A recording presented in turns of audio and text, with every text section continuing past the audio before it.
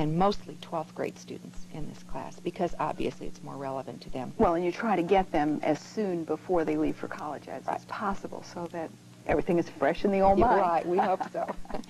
And I've had a number of them come back from college and tell me about the particular things in this class that they felt benefited them the most, and several of them have even asked to speak to the present classes. Yeah, so it's all that word of mouth. Well, and I have to stop you right there, too, because we need to digress just a little bit. Isn't that what makes teaching worthwhile? Teaching is difficult at best, and I'll say it for teaching is is difficult at best. And when you have a student come and say, "Oh, Mrs. Stonefield, what you taught me was so helpful, and I enjoyed it, and I want to come back and talk to your class," how does that make you feel?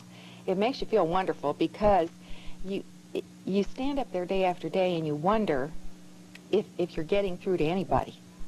And every now and then you have a glimmer of light like this, and that's why we go on. That's why we don't quit, and that's why we stay, and that's why we put up with some of the problems involved in teaching, and all the homework we have to do at night, and all the other things that make it difficult. Yeah, and I honestly don't feel, and that's why I like to have good teachers on, because people don't realize the amount of work that's involved. You have 5 classes?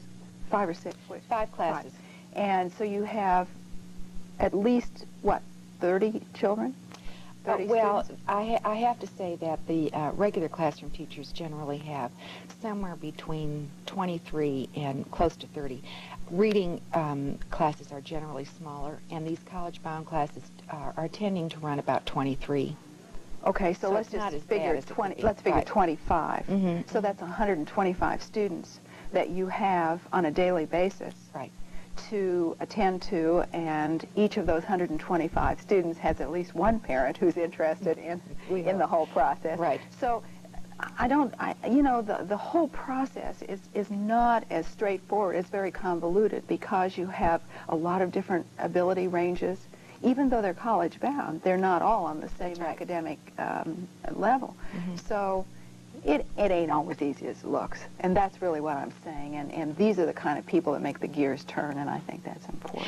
Let me say that one of the things we do in the very first week of this class is give them a diagnostic reading test, so that I can come up with a reading level and try to make concessions or you know, use adjustments that help me in the books they read, in the way they function, and probably the extra help that they're going to need. Well, and I might suggest to you that it sets the tone for the whole course during the semester, because by giving an exam, by pointing out some of the areas in which to improve, it does a couple of things. It gives you some goals toward which to work, and the students some goals or achievement, a progression of achievement. It also does another thing that I would suggest to you is very important. It sets an awareness. Well, I always tell the students their scores, and if they're not as high as they'd like them to be, it does really tend to make them want to work harder. But don't you think that awareness is an important issue here? Absolutely, especially in high school students. Mm-hmm. You mentioned goals, and I might say that that's probably right after the testing. That is the first place that we start, is talking about goals, short-term and long-term. And I usually have the students write down some long-term goals and some short-term goals.